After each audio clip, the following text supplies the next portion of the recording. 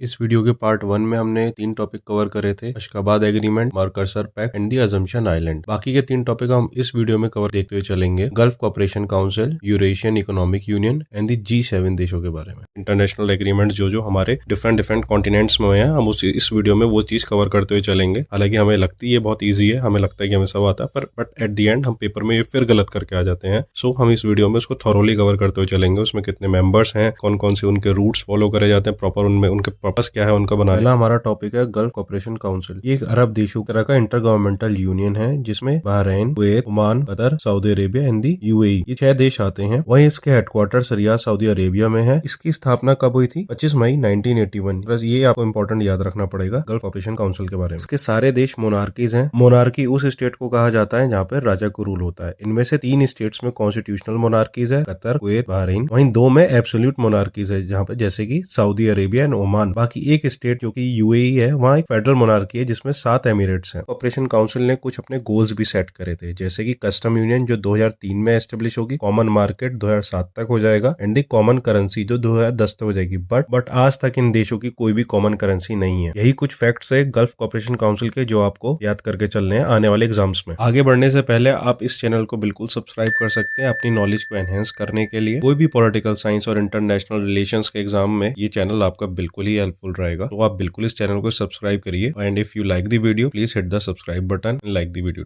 2011 के अरब स्प्रिंग के बाद सऊदी अरेबिया ने इस गल्फ ऑपरेशन काउंसिल को गल्फ यूनियन में ट्रांसफॉर्म करा, जिसके तहत सारे देशों में closer economic ties, political ties और मिलिट्री कोऑर्डिनेशन हुआ। क्यों? क्योंकि ईरान को काउंटर बैलेंस करने के लिए इन दी अरब रीजन। वहीं इसमें एक और इम्पोर्टेंट फैक्ट ये है, पेनिनसुला शील्ड फोर्स एक मिलिट्री आर्म है गल्फ ऑपरेशन काउंसिल की, जो कि 1984 में एस्टेब्लिश हुई थी। इस यूनियन में खाली यही इंपॉर्टेंट था, इस यूनियन का ऑब्जेक्टिव क्या है, इसमें कौन कौन से मेंबर्स हैं और इसका ईयर ऑफ एस्टेब्लिशमेंट कौन सा है। हमारा टॉपिक है यूरेशियन इकोनॉमिक यूनियन, जो एक तरह का इकोनॉमिक यूनियन है उन 5 देशों का जो USSR से टूट के बने थे। और इन देशों की लोकेशन दोनों कॉन्टिनेंट्स में आती है, एशिया एंड यूरोप। इस यूनियन के तहत एक सिंगल इंटीग्रेटेड मार्केट की एस्टेब्लिशमेंट होनी थी, जो कि साइन हुआ 2014 में किन लीडर्स के द्वारा, by the leaders of Belarus, Kazakhstan and the Russia. 2015 में ये यूनियन फोर्स में आ गया था। बाद में आर्मेनिया और किर्गिस्तान ने भी इस यूनियन को ज्वाइन करा और आज की डेट में इस यूनियन में 5 मेंबर्स हैं। कौन कौन से? Kazakhstan, Kyrgyzstan, Armenia, Belarus and the Russia. Eurasian economic union के कुछ हम ऑब्जेक्टिव्स की भी बात कर लेते हैं, जिसमें है free movement of goods and services, provides for common policies in the macro economic sphere, transport, industry, agriculture, energy, foreign trade, investment, customs, ये सारे के सारे इसके ऑब्जेक्टिव्स में आते थे। वहीं इस यूनियन में एक सिंगल करेंसी की भी बात हुई थी फ्यूचर में होने की, जो कि आज तक नहीं हुई है। ये यूनियन एक तरह से यूरोपियन यूनियन की तरह सुप्रा नेशनल इंस्टीट्यूशन के रूप गवर्न होती है और इसके भी काफी सारे डिफरेंट ऑर्गन्स हैं जो अलग अलग फंक्शंस और रेस्पॉन्सिबिलिटीज असाइन करी गई। हम अपने तीसरे टॉपिक की बात करें, जो कि है G7 देशों के बारे में। ये G7 सबसे पहले कब हाईलाइट हुआ था? G7 सबसे पहले गोल्डमैन सैच्स की रिपोर्ट में सबसे पहले G7 देशों के बारे में बात हुई। ये एक तरह का मल्टीनेशनल इन्वेस्टमेंट बैंक है जिसकी स्थापना 1869 में हुई थी और इसके हेडक्वार्टर्स कहाँ पे है? न्यूयॉर्क सिटी में। 7 बेसिकली एक तरह से इंडस्ट्रियलाइज्ड और एडवांस कंट्रीज का ग्रुप है, एक तरह का inter governmental political economic forum है, जिसमें Canada, France, Germany, Italy, Japan, United kingdom and the United states आते हैं। वहीं यूरोपियन यूनियन भी इसका एक नॉन ऑफिशियल मेंबर भी। ये group all over the world pluralism, liberal democracy और रिप्रेजेंटेटिव गवर्नमेंट को प्रमोट करता है। और ये सारी की सारी एक तरह से IMF एडवांस इकोनॉमीज है। रशिया भी इस ग्रुप का पार्ट हुआ करता था, बट जब से उसने यूक्रेन पे अटैक करा तो रशिया को 2014 में इस ग्रुप से हटा दिया गया था। G7 कोई भी ट्रीटी के तहत एस्टेब्लिश नहीं हुआ और ना ही इसका कोई सेक्रेटरीट। इसकी प्रेसिडेंसी रोटेट होती है एनुअली और हर साल किसी इनमें से ही किसी एक देश को इसकी प्रेसिडेंसी मिलती है और जहां पर आने वाला समिट होता है। 2024 का समिट इटली में होना है। वहीं ये G7 देश वर्ल्ड को काफी इन्फ्लुएंस करते हैं और ये काफी ग्लोबल इनिशिएटिव्स भी लेके चलते हैं, जैसे कि HIV एड्स को कॉम्बैट करना, पेंडेमिक, किसी भी आने वाली पेंडेमिक को कॉम्बैट करना, डेवलपिंग कंट्रीज को एड पहुंचाना और क्लाइमेट एक्शन चेंज में अपना साझेदारी निभाना। इन 3 टॉपिक्स में यही इंपॉर्टेंट फैक्ट्स थे। बाकी नेक्स्ट वीडियो में हम कुछ इंटरनेशनल एनवायरमेंटल पॉलिसी और प्रोटोकॉल्स के बारे में पढ़ेंगे, जो कि एनवायरमेंट और पॉलिटिकल साइंस दोनों में ही काफी इंपॉर्टेंस रखता है और ये यूजफुल रहेगा आपके आने वाले एग्जाम्स। वीडियोस को एज अ रिवीजन के तौर पे देखना, चाहे आप कहीं पर भी तैयारी कर रहे हो, ये आपका एक तरह से बैकग्राउंड थोड़ा सा तैयार कर पाएगी वीडियो। NET-JRF बिल्कुल निकाल सकता है 6 महीने की डेडिकेशन में, बिल्कुल सटीक तैयारी से। मैंने खुद